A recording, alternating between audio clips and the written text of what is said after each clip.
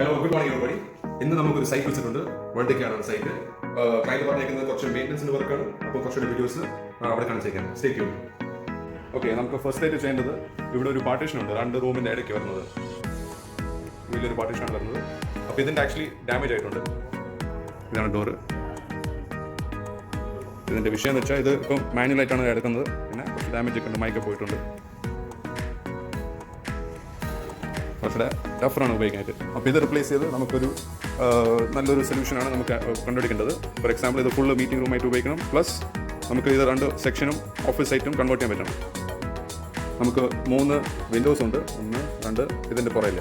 അപ്പോൾ ഇത് നമുക്ക് മാറ്റിയിട്ട് റോളർ ബ്ലൈൻഡ്സ് ആക്കണം. 1, 2, 3.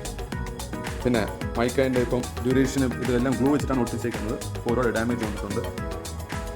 ഇവിടെയൊക്കെ ഫോർ എക്സാമ്പിൾ ഗ്ലൂ വെച്ചായതുകൊണ്ട് ഇപ്പോൾ ഇളകാൻ തുടങ്ങി.